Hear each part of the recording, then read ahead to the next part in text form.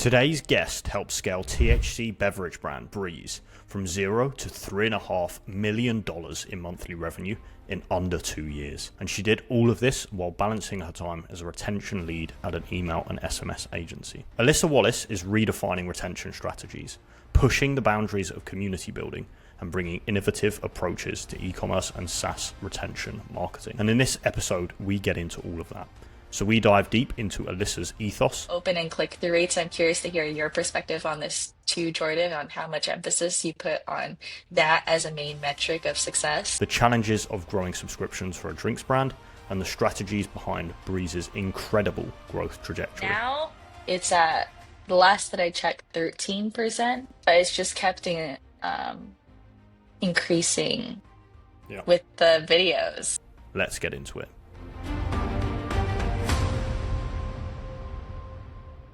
I normally kind of want to get into people's backgrounds. And I think with you kind of specifically, I want to focus on, how you got started with retention marketing and specifically the kind of focus on e-com. Yeah, I mean, that goes back to circa 2020. And I was in marketing roles, like general marketing roles as full-time post-college graduating. But being COVID, I got laid off or ghosted. I actually got ghosted from my company, which is wild. I came back from vacation. They're like, let's commit to the rest of the year. And I'm like, for sure, let me take a 2-week vacation. I come back from vacation. They're like, I'm not here. So with that being said, I happened to meet a few people in the e-com space and digital marketing space. And a friend of a friend was hiring for his beauty brand based in New York. And I was just chatting with him, telling him what I was getting up to, trying to apply to new jobs. And he was like, wait, that's exactly what my job description is. Would you want to work for me? So he completely left the other person out, unfortunately.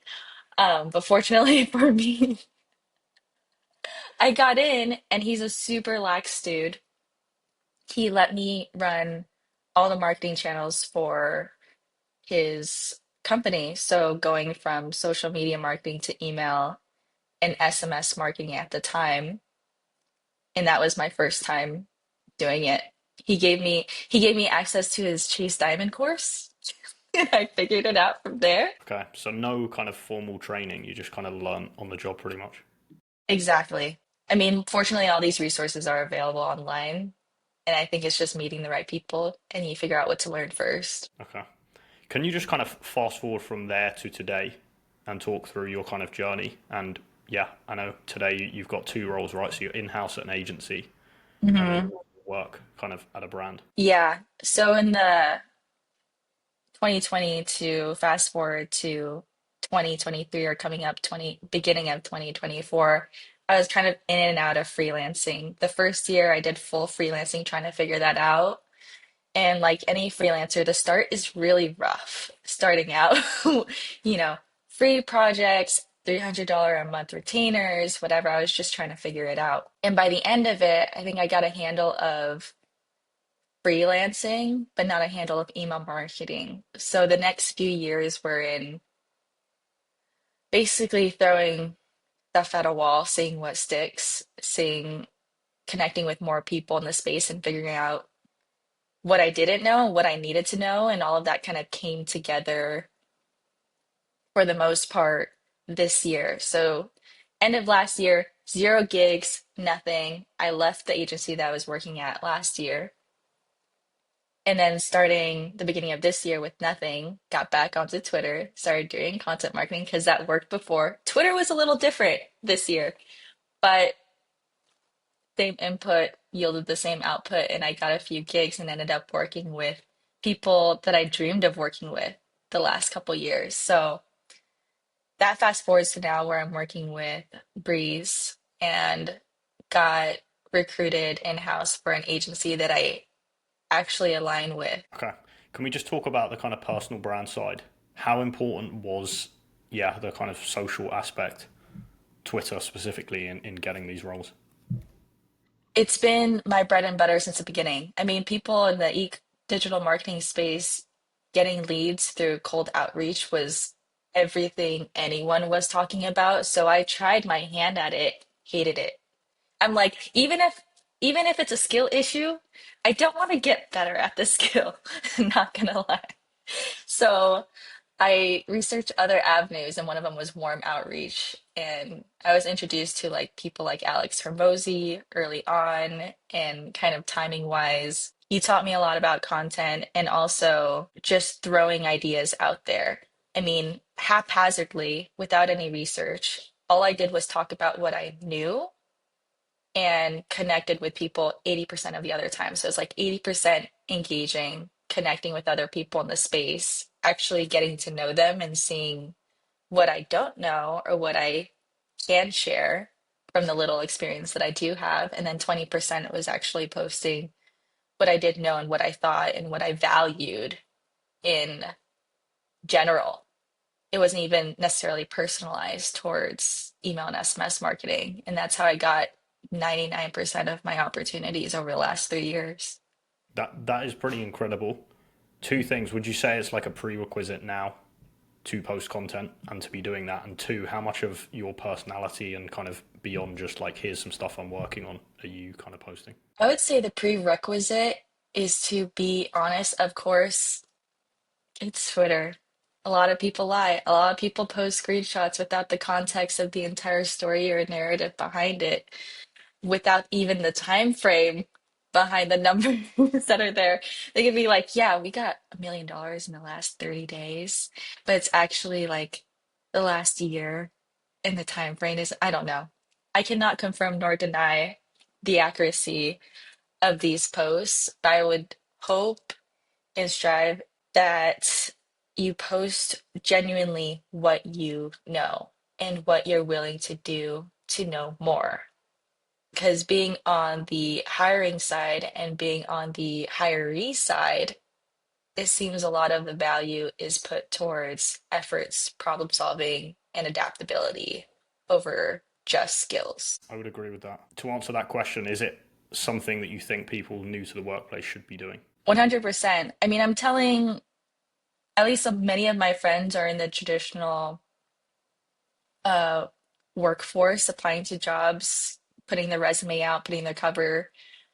I kind of operate differently, and I have been even pre-freelancing of just showing up everywhere on every social media the person I want to work with is. And I'm curious if this would work for you as an owner yourself, if someone was reaching out to you on all platforms and just like making themselves aware. It's worked out for me, that sort of strategy. Yeah, I think it's like getting your foot in the door is hard, right? And I think that's one way to stand out. And I think, yes, as long as the profile and the application is then also really strong.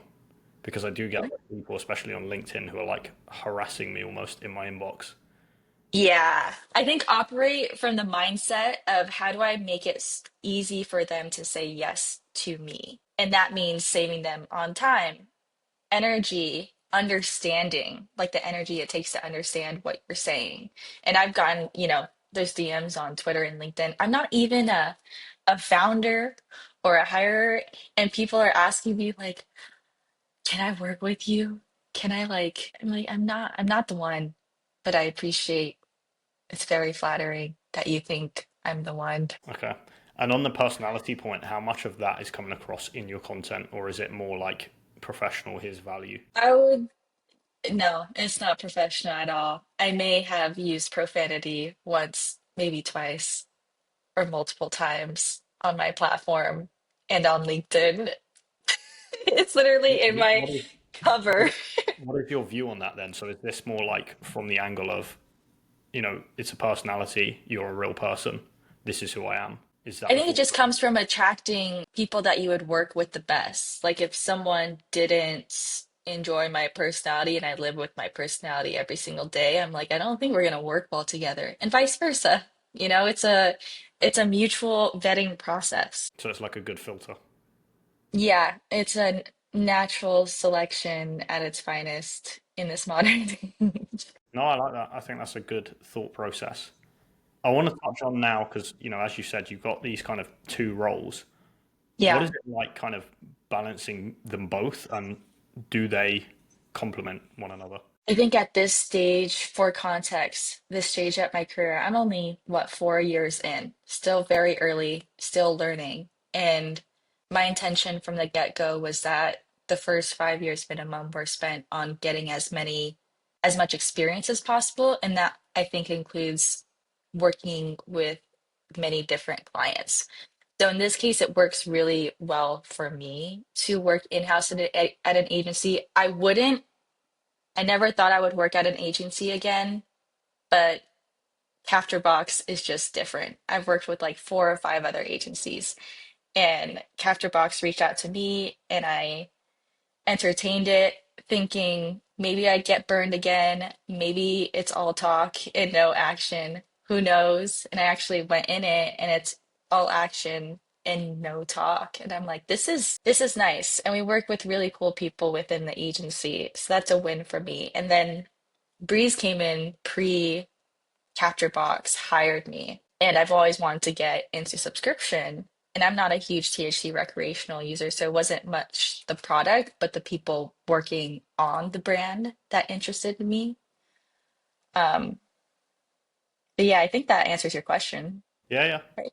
I just want to pick up on what you said. So obviously, yeah, you've worked at a few different agencies. Can you just talk through kind of from your perspective, as a member of the team, what Mhm. makes a good agency versus maybe a not so positive experience? Service first. And everyone shouts service first, but I don't know many that apply it. So they're not penny pitching and negotiating a la carte items all the time or saying no. Like all of their decisions is really based on what's best for them, for the client, for the brand.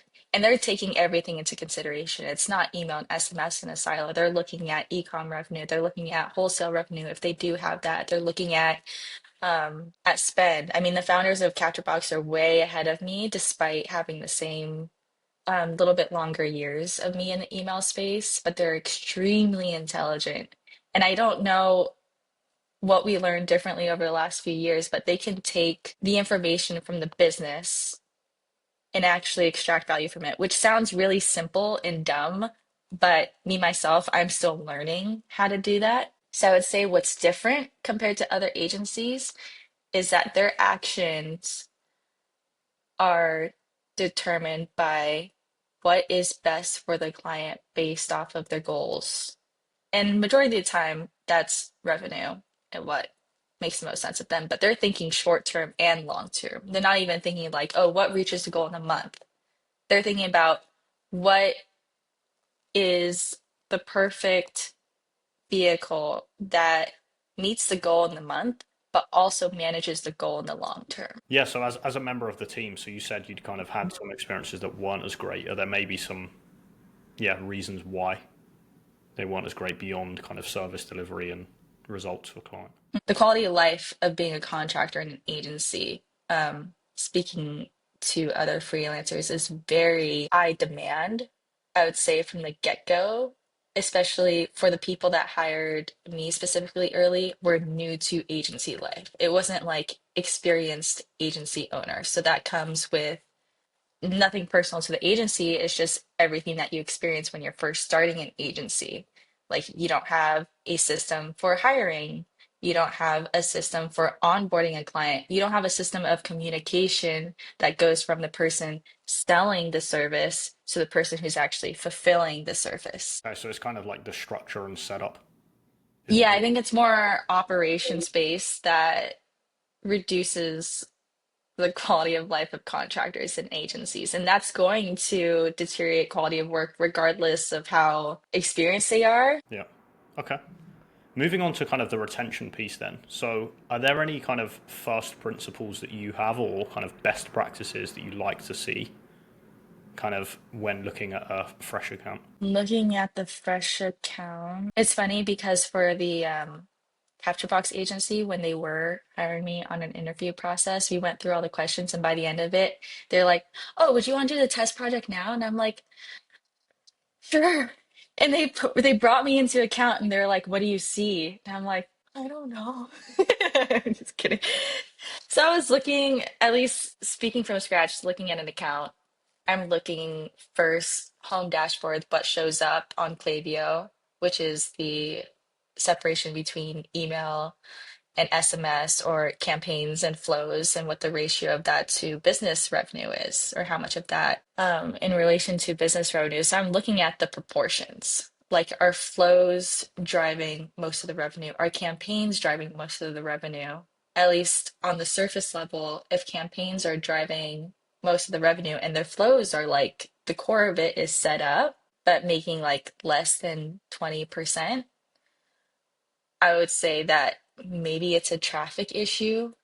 Maybe it's the quality of traffic coming in. There's only so much we can control there, but I think that's worth having a conversation with whoever owns the account. And then on the campaign side, with all the like inbox updates, I mean, I think this is best practice regardless of privacy and inbox updates. Um, but what does their segmentation look like? Are they sending to the full list? I mean, a lot of the accounts, even though they're mid-size, small to mid-size businesses, I go in and they're sending to the full list still after like a couple years. And I'm like, maybe we should think about the customer journey a little bit more. Like, the people who buy your product are going to be different at different stages of their lifetime interacting with their brand. So looking at the campaign segmentation, at this point, I only look at open and click-through rates. I'm curious to hear your perspective on this too, Jordan, on how much emphasis you put on that as a main metric of success. But I only look at it if there's a huge, significant jump or fall. Otherwise, I don't really look at open rate and Yeah, click-through rate. you can't trust the data as much now, right? And I agree. It's more Mm-mm. about, like, as the campaigns go, how is the change between them rather than Yeah, information. the anchor is versus each other versus the industry standard. Just because within Klaviyo alone this year, you could have the average open rate in Q1 being 1%. And then in I think Q2 or Q3, there's a huge like bot spike. So it was like up to 10% for some brands, the click-through rate. And I'm like, that's dumb. And then and then it's starting to like uh I think go back to baseline now, but still I'm not looking at that. I'm looking at the revenue per email, the revenue per recipient, just to see proportionally volume to revenue, how that email is going. Um, Ideally, there is a software or a situation where they consolidated that data so you could correlate segmentation to content type to revenue per email to like score the success. I'm just putting this out there because I'm hoping someone will make it for the rest of us. We'll clip that and turn it into a short, and you can send it out. Yeah, like please, someone create this so that we can actually score the success of our emails personalized to our own brands. Okay. Do you think there's kind of common thought processes or practices that brands are doing that are wrong when it comes to retention? Overemphasis on open and click-through rate. I think people grab what they see online, where majority, I wouldn't say majority, maybe like 60% of people online. I think majority of brands see open, click-through rate, revenue. That's what's important, but without the entire picture of it. So when we're looking through the account for someone who doesn't know email and SMS marketing, they're like, why is the open rate like this? Why is the click-through rate like this? Like, have we looked at our unsubscribes? And I'm like, again, unsubscribes, different conversation, but kind of in the same vein. I don't look at it unless it's like significantly different than the average that we're working with. But I don't think unsubscribes are necessarily bad unless you have literally zero acquisition. Then that might be the main focus to prevent because you want to keep your audience. For sure. I want to move on now to kind of talking about Breeze. So I know you've transformed the retention piece since you've come in. Can you just talk Mm. through at a high level kind of what changes you've made or what you've been working on? Yeah. And from the get-go, transparently, it's very minimal. We're working with I'm like working and implementing the bare bones. I think when I first came on, there were maybe 5 emails total in like 3 to 4 flows. And these are like 1 or 2 per flow, generic, not bad. Um, and sending to the full list, again, not bad. I don't know what it is about Breeze. I have theories on why it performs so well. And I think because it's new and novel to the space, and there's not a lot of THC companies really taking advantage of DTC, um, just because of like the legal hoops to jump through to make that work over time. But regardless of the quote unquote like best practices not being followed from the get-go, their subscriber base was engaged from the beginning. And even now, majority of the subscriber base is engaged. But I would say like the immediate implementation items were segmentation. It was building out the customer journey. I mean, there was no conversation. Subscription was available, but there was no communications around it. So over time, over the I think first few months, implementing like the bare basics, subscription activation flow, subscription order upcoming flow, giving them like the tools to actually be confident to use their subscription portal. Because I think, at least for me as a consumer and speaking to other subscription experts that have worked with more brands, the confidence of using the portal is really important. And the transparency behind that is really important. And it's going to keep the people that want to stay. And for the people who leave, like that's fine, honestly, from my perspective. This is my own opinion. But I think if we spend a lot of time treating the people that stay with care, and that means giving them exclusive content, giving them exclusive benefits that no one else can get, or offers that no one else can get. This is something that we're working on and trying to improve on.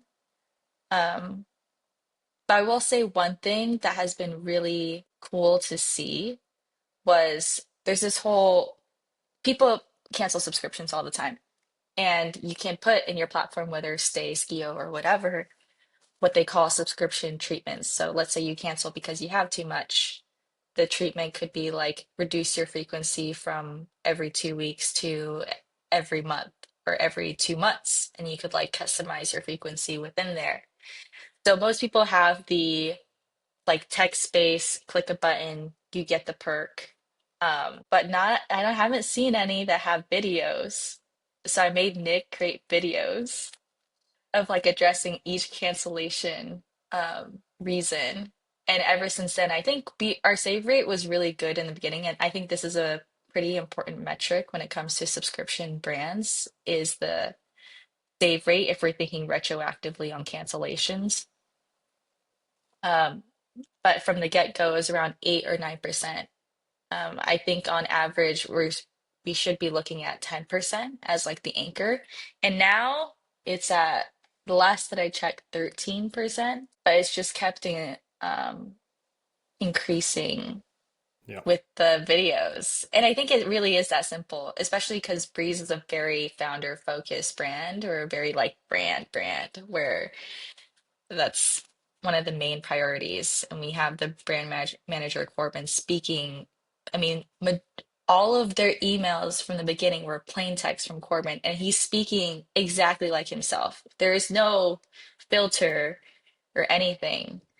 And I mean, the engagement rates tell me that they really like Corbin.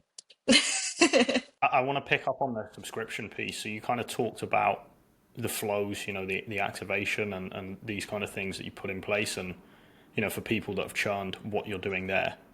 Can you just talk Mhm. to the different channels that are active in this kind of subscription push and kind of retention focus? And how do you sync up email with those other channels? I mean, at the moment, there are no other channels addressing subscription. So it's Um, entirely done by the kind of email piece and what you do.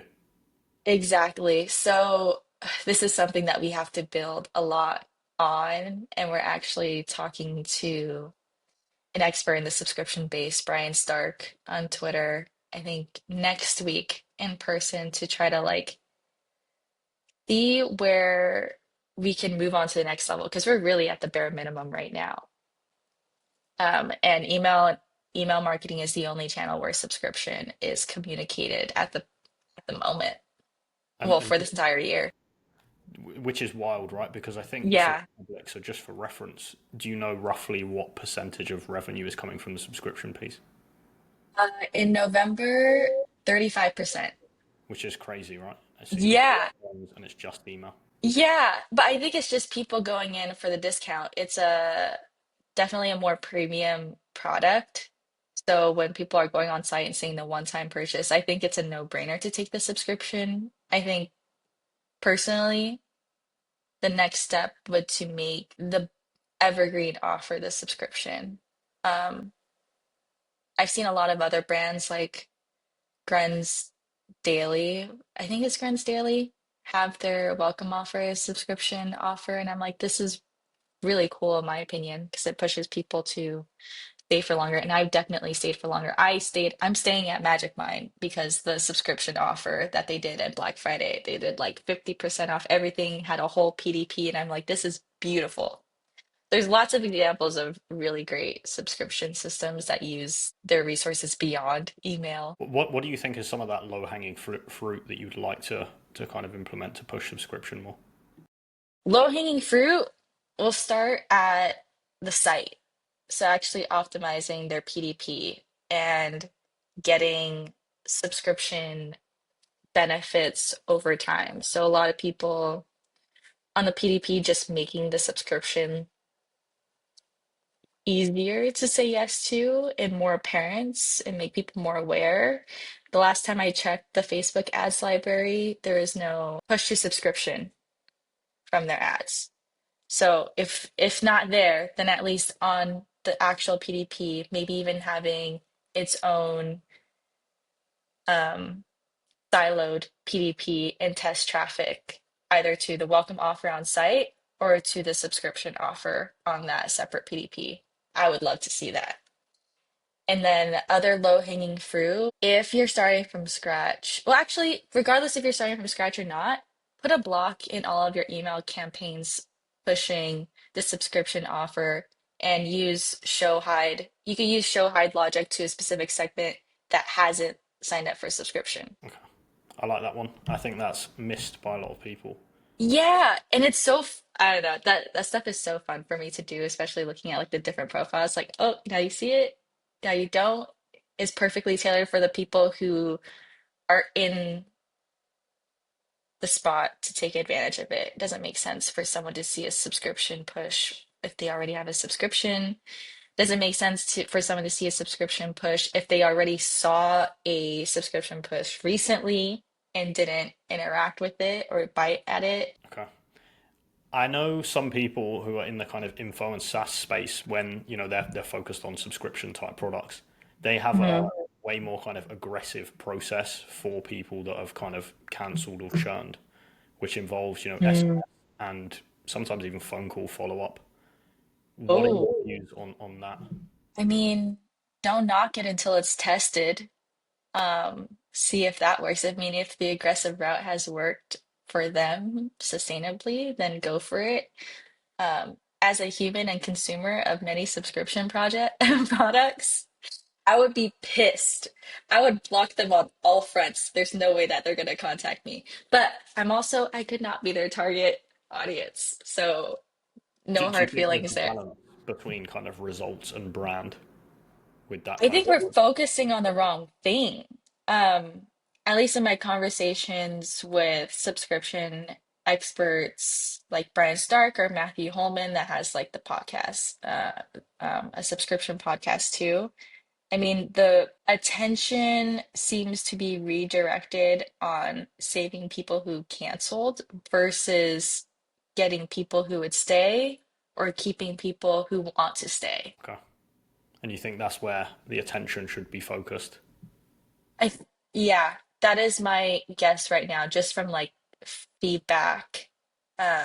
and researching. Still got to put into practice and put a few reps in to see if that's the case. But I think logically speaking, it makes the most sense too. Like, why would you, if we're thinking about even just human relationships, if someone didn't want to have a relationship with you once, who are you going to prioritize? The people that have stayed with you all this time, or the people that were like, yeah, I don't really like you? It seems like an obvious answer. Yeah, put the energy where it's reciprocated, right? Hmm. I think it works on all fronts. Yeah. Final question on the subscription piece. What advice would you give to brands who are maybe thinking about starting a kind of subscription offer? The first place my mind goes to are people asking for it, and that's why you're thinking about it, or are you thinking about it because that's what everyone else is doing? Yeah, and I think there's a lot of cases of kind of the latter, right? Assuming Yeah. assuming it's kind of something that is in demand, what would you say to people, and what kind of advice would you have on that setup and structuring of it, of the subscription? If it's in demand and if it's starting from scratch, for context, I've never done this from scratch before, but if I were hypothetically had the all the decision making power to do so, I would get those people on a call and do customer interviews to get to know what their use of the product is, how often do they use it, how has it impacted their life, and use that more qualitative data to create the foundation of the subscription platform, from frequency options to quantity options to even asking them on the interview, what benefits and perks would make you buy again. Of course, definitely do your research on lean customer development and interviews. I am not the number one expert at this, but the main theme here is getting the answers of how to build your subscription platform from the people that are actually going to be using it. I think that's very good advice. I want to touch on community now. And I guess my first question is, how important has that been in Breeze's success? I don't have much visibility of the audience outside of email and SMS when we are graced by its presence. But I would say that within the conversations internally, it's a huge part of the equation. How can we get it involved? And even speaking on, and this is not verbatim, but at least from what I understand, Breeze isn't just like another alcohol alternative. Like it's really intended to elevate any human's experience, elevate their human potential. Like it's more on the self-improvement side from what I'm understanding. So, and even getting a lot of the responses being reviews or customer support is getting a lot of responses of how much Breeze has impacted them. I mean, there's a lot of people who have been sober for a long time or are just getting sober, where Breeze has been actually positively impactful to their life. So I think community has always been important for them in terms of how to express it. I think we're leaning more into it next year. Okay, and are there certain or specific things, sorry, that you do on the email side to further grow or engage even the community? I think it's through, we don't do that much actually. I think the way that we engage community on a daily basis is indirectly through conversations. I mean, majority of the campaigns, a lot of the campaigns are plain text and very personal and speaking directly from the voice of like Corbin or Aaron when he chimes in, or Nick. And then for a more like direct response, just getting those feedback forms, post-purchase surveys, especially to our subscribers of like, what do they think? What do they value? I mean, out of all, this might be helpful for the people listening, but out of all of our evergreen campaigns or even promotional campaigns, um, the non-product promotion, just pure mocktail recipes, like fun things I could do with Breeze, has been the best performing campaign. And I think the community, just speaking from the email subscriber base and the engagement on particular campaigns, it's almost always the campaigns that are plain text, speaking about something relevant that's happening currently, or even our Mother's Day and Father's Day have been out of the park. No offer ever, but we had Nick speaking on Father's Day, and that went really well. And we had Corbin's mom speaking on Mother's Day, and it went really well. So we're adding, I think by adding Breeze's personal stories into the mix, that's connecting the community with them and vice versa. I like that. I just want to pick up on what you said there. So these kind of plain text campaigns, would you say they work well because of kind of copywriting tips and tricks, or because of the authentic stories that are being told and where it's coming from? Yeah, as cliche as it seems, I think because they're actually real. So it's not, as many people think, kind of some crazy copywriting secret that's leading to. No copywriting secret. Corbin is an amazing guy as is, so it makes sense why communicated through text as well would connect with some people. But I mean, it's hard to, I think it's a good place to start and then optimize over time and optimize with feedback, optimize with A/B testing, short form, long form. I think over time we've slowly become more short form over long form. But the rare once in a blue moon, we do a whole freaking article in the plain text. It still hits. And there's no call to action to buy or anything. And I'm like, how does this still hit? But it stands out in the inbox, right? Because everyone else is doing graphic or, super copywriting focused plain text email. Yeah, I definitely prefer plain text as a consumer over anything. I rarely check my inbox, but when I do, and I happen upon, I'm always looking at D brand. I will tell you that. Have you read their coffee? It's insane. It's a little on the extreme side, but really funny to read. So I think maybe that's how people interact with Breeze, looking for that little surprise in their inbox. For sure. What percentage would you say on the campaign side maybe is now plain text versus kind of graphic? Is a good, we've been leaning more into graphic just because we've been giving really cool graphics for Breeze lately. So I would say guesstimating maybe like 60% graphic, 40% plain text. Oh, that's a very sizable chunk plain text, right?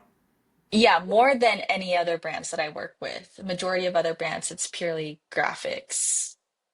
And rarely, maybe for a closeout promotion email, they use plain text, or maybe for a like holiday Merry Christmas, they use a plain text. But other than that, there's not really many evergreen campaigns that are using plain text. And what would you say to brand owners who were kind of on the fence or maybe not willing to do as much plain text? What would you say? Why? Why is it better? That's the question I'm asking. Yeah, I mean, I would ask them what created that belief in their head in the first place. Was it data? I'd be like, okay, then that makes sense. Was it something that they read on Twitter that they can't find the account of? I would say maybe it would be beneficial to be open to the idea of testing it. Okay. And then test it and let the results speak for themselves. Yeah, Yeah. it's simple. No, that makes sense. I think I just wanted to touch on briefly kind of Breeze as a business. So I want to talk about the sector in a second, but in terms of the story here, like I think it's Hmm. been kind of running now for just under 2 years and is already kind of, an eight-figure business. I think I saw the numbers were, a couple of million, maybe even 3 million a month, which is insane. What do you think, just kind of bullet point list of the reasons for that, runaway success? The founders, okay. Okay, let me think about this for a second. I think its success is to the product and the people running the brand. I think it's a good mixture. The product is actually really good and well formulated. I mean, I'm talking Travis does the formulation and they're speaking with scientists and actually finding the most efficient way to combine these ingredients to make THC a more predictable and enjoyable experience. So again, I'm not like an avid THC recreational user, but since I have it, I'll use it while I'm working and I'm not functional. Like I'm very functional, if not sometimes more focused, even using the infused THC beverage. So I would say the product is really good. And then second, um, the years of knowledge behind the people working on Breeze combined, they have an in already. I feel like there's a surplus of brand owners that come in without any marketing experience or any business experience, and that's okay. But I think Breeze definitely got the head start with majority of the team having years of experience in the e-com space. And just for reference, before we go on to maybe some other factors, can you talk to at a high level the key kind of figures in the brand, what their experience was prior to Breeze? I'm not sure what their experience was prior to Breeze, actually. I just know that there's like pretty sure this is public. I mean, Nick is partnered on many other businesses, has structured, has constant creative, more on the acquisition side. Aaron does as well, with a huge expertise in sort of the hemp industry in the US. So they came in with the resources and knowledge already. Whereas like someone starting Breeze from scratch is going to have a hard time bringing it off the ground. But I think that's the main reason for it going from zero to what November being 3.5 million, which is crazy. All of this is public too, which is even crazier. Um, in under 2 years. It's been what? They started 4/20/2023, Yeah. and now it's December 17th, 2024. Wow. That's crazy. So just for reference, Nick runs like an eight-figure full stack, but mainly focused on growth e-com agency, and then Aaron, who I believe runs Lucid, right, which is like Yeah. I don't know the correct terminology, but like non-compliant advertising agency, so kind of grey area sectors. Yeah, I From think a it's focused on perspective. hemp. Okay. Yeah. So they have the kind of marketing skill set before starting this. I guess my next hmm question is, in terms of product, what's the kind of background there? Obviously, this is kind of a new and growing space, but yeah, how did the guys identify that? And do they have that kind of product background, or is it just marketing? I'm not sure. My assumption, and it really is just assumption, is just connecting with the right people with product expertise and combining like their passion with their knowledge to create this.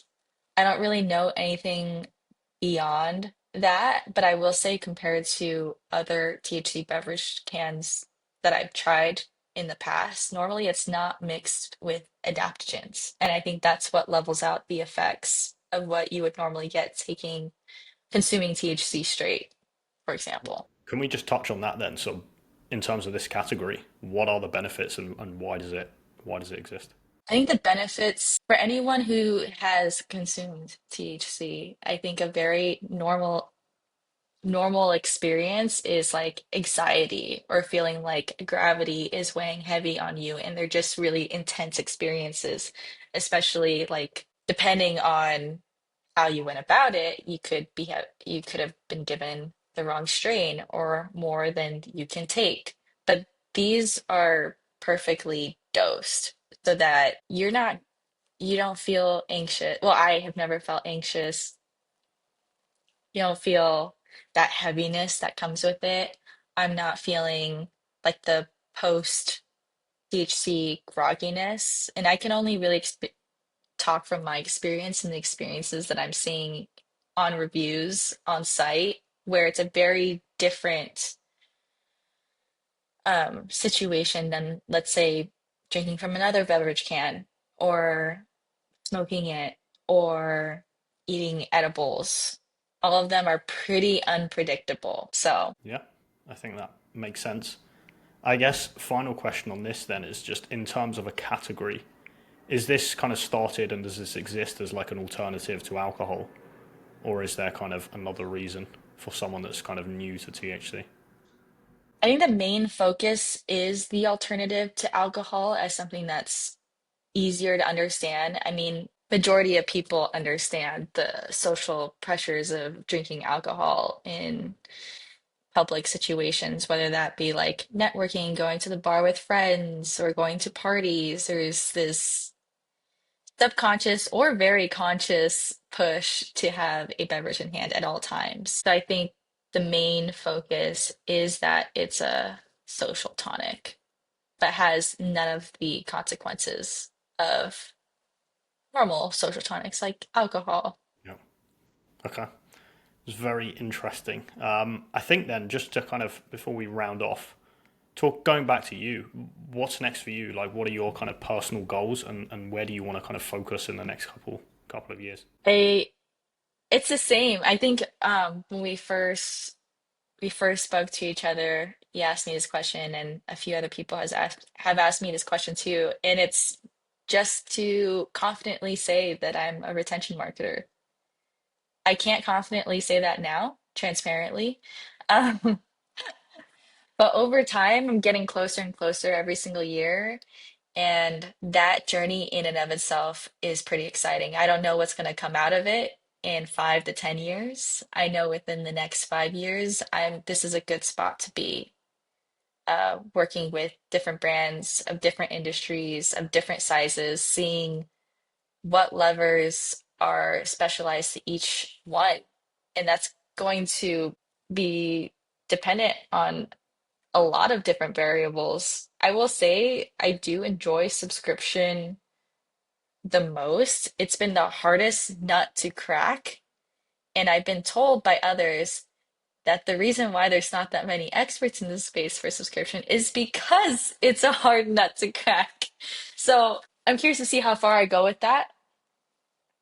And if I do figure it out, I'll definitely share what I find. But yeah. I think for sure we have a couple of brands that are trying to make that push to subscription, and it's very Hmm. difficult. And I think, yeah, like obviously we know from the tech space, right? These are the smartest people essentially in the workforce, and that's the focus for them is that recurring revenue. Yeah. So, yeah, I think that's testament to that. I think my final question then is, in terms of career advice, if you could go back in time, kind of 4 or 5 years to the start of the career, what's one piece of advice you would give yourself? Don't stress about making money. I like that. Yeah, just stress about learning. Extract value from every single experience, the ones you like, the ones you don't like. Because I think my focus on money early on distracted me from learning what actually makes an impact. And I think if you have the skill set and the network, the money will come. Yeah, it just does. That's how the world works. Okay, Alyssa, thank you so much for coming on today. I've really enjoyed this kind of chat, and I think there's a lot of learnings there about subscription, retention, and community. Before we wrap up, where is the best place if anyone is listening wants to get in contact with you? Where should they go? The the best place is Twitter. My handle is at X Alyssa Jean X. And I will be posting more in the next year. So if you have any thoughts, feedback on anything you want to know, I'd love to know. So I have something to write about. Very cool. Okay, thank you. Alyssa, once again, thank you so much for coming on the podcast. It was good to chat to you today. Thank you, Jordan. I enjoyed it.